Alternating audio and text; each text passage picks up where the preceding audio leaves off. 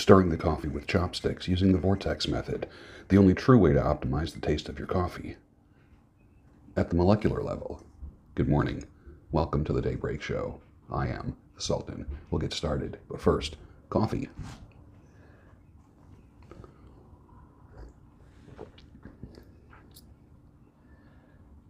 You already know what I'm going to say. So hot, too. You know, it's a game changer when you heat up your milk first. Microwave or in a pan, whatever. Rather than adding coffee to cold milk. Boy, you're coming over here early, aren't you? Being a good boy? There's a lot of people who are wondering if you were a dog or a cat. But it doesn't matter because you're a good boy, right? Come over for some loving from Daddy, huh? Good boy. He just comes here and then he tells me when he wants to walk away. Good boy.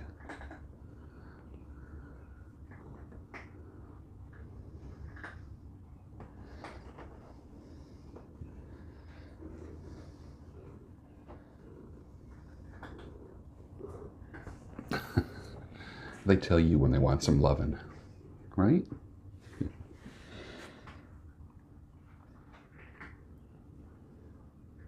Then the other one is over there crunching away. They love to crunch while I'm on the air. What was I talking about? Oh, coffee. Adding hot milk to coffee or coffee to hot milk or cream is so different than just quickly lowering the temperature of your coffee by using the milk or cream right out of the refrigerator. Just a game changer.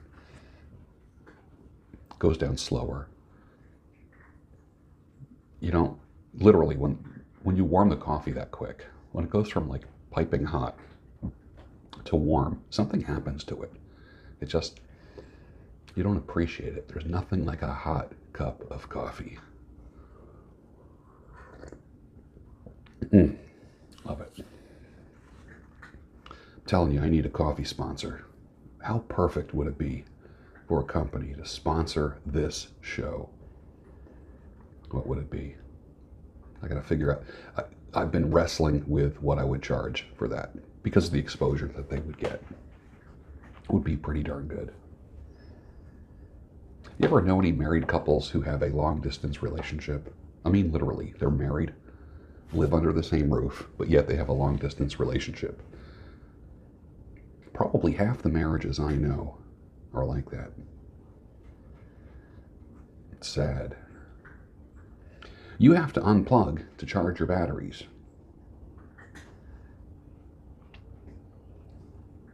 Kind of a paradox, isn't it? It's getting very socialist and communist real quick out there, huh? Think what is being accomplished by the powers that be with this test.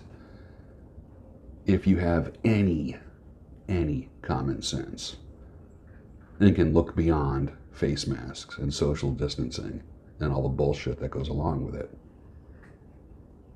you can see there's something else going on. You can see that it's political, right? Most of my subscribers get that. Some don't, and they make stupid comments. Whatever. Think about who's getting punished right now. Think about who is benefiting right now.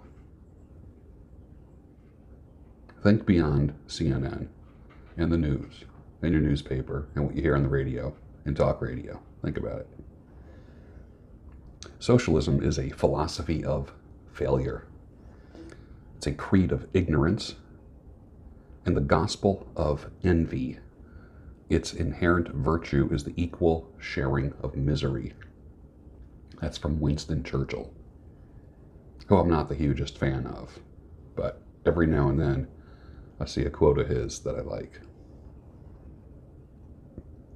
Some are saying that you won't be able to buy or sell without the you-know-what. Without the you-know-what.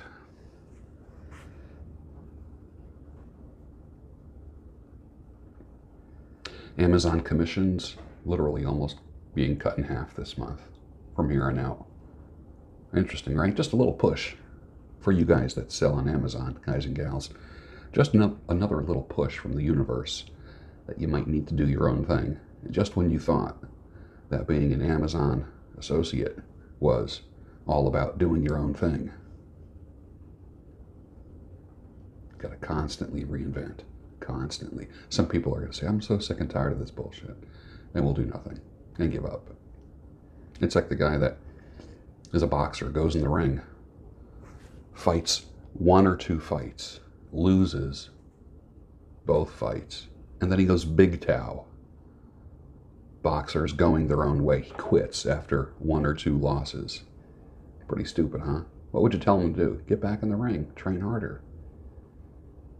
You wouldn't say, well, maybe boxing isn't for you. Maybe if he lost every fight, then you might say, well, maybe boxing isn't for you. But normal people tell normal attempters to keep going. Practice harder. Train harder. Train different. Get a different coach. When the going gets tough, the tough get going. It's an old phrase that your great-grandfather used to say. The TradCon wife. Oh, look, I just sewed you a face mask. The husband.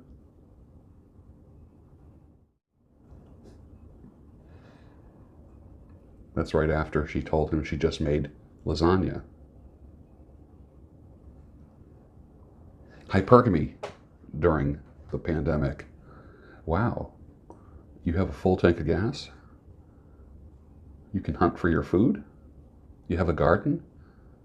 And a full pantry? You're a prepper? Hi, I'm Angela.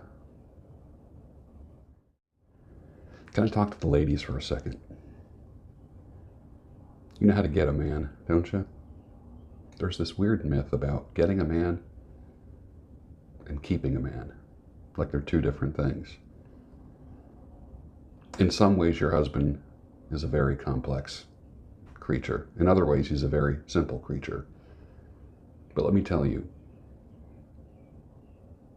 you keep a man the same way you got him. But why'd you give up? Why do you think there's now something different going on? When was the last time you gave your man a good BJ? Seems weird talking about that 5 o'clock in the morning, doesn't it? When was the last time that happened? Seems weird now, doesn't it? What's weird is that there are people who are going to get mad that I said that. Probably women and most fundamental Christian men who gave up on that a long time ago. Actually, women, it was interesting. Alan Roger Curry was the guy that kind of opened my eyes up to studies that prove that women are definitely hornier than men. And that we are the ones that shut women down.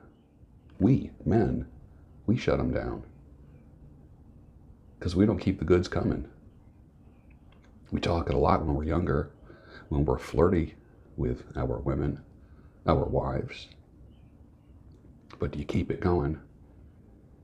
Men, you got to step up to the plate too, my brother. Come on. Oh, it's not important now. Why does everything have to be about sex? Tell that to your wife. Tell that to your wife. Yeah. I said this yesterday, that most cheating right now, well, it used to be most of it was done online. Now all of it's done online. All of it. Cheating is done online. It used to be, years ago, I said all cheating, adultery starts here. It might start here, but it ends here, at the PC, on the smartphone. How are all your relationships doing right now? During quarantine, during lockdown? What's happening? Are you happier? Are you letting 6 weeks of manipulation get you down? How is it affecting your emotions?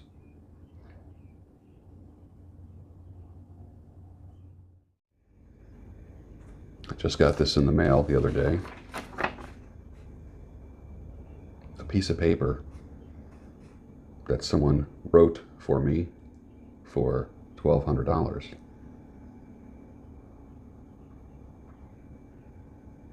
It felt weird getting a check.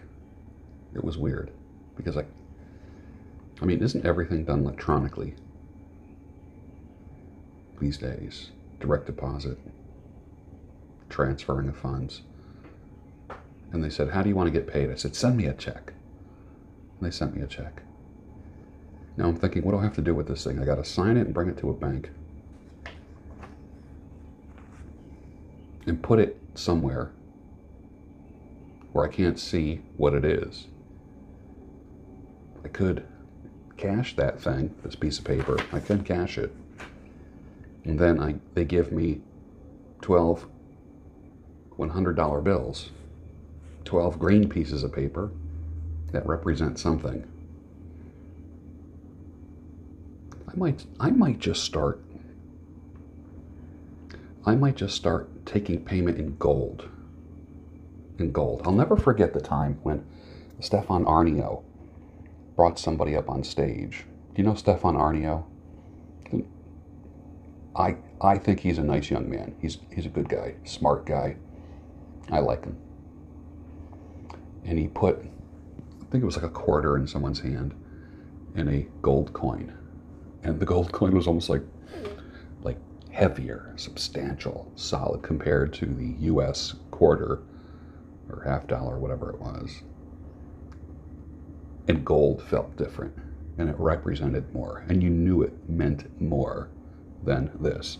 Not just currency-wise, not just in its value of,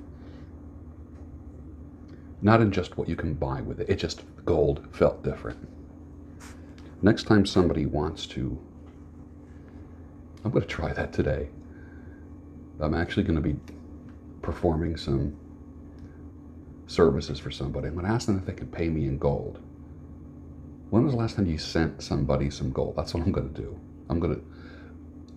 Do you want us to wire it to you, or do you want us to send a check? Neither. I would like gold, please. I'm going to do that.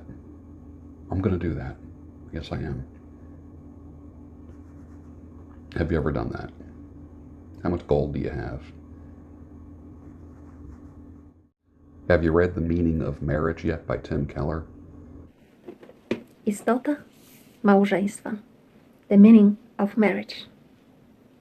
I'm going through it again. You know, it's not like a novel where you can just, if you're a skilled reader, you can read pretty quick. This book here, but I'm never going to get married again. Okay, whatever. All right, virtue signaler. Stop it. If you never read the book, The Meaning of Marriage, you need to read it, and you need to read it slowly. Read it slowly. It's transformative. If anything, if you are a Christian person, I think you should read it. Because it can transform your heart. Even if you're not married. Isn't that weird? And it might make you desire marriage. But look for it in a different way. And if you've already been there, seek it using a different set of methods than you did the first or second time around. And with that, finish your coffee. And I'll see you tomorrow on the Daybreak Show, your home of sanity, clarity, and reason.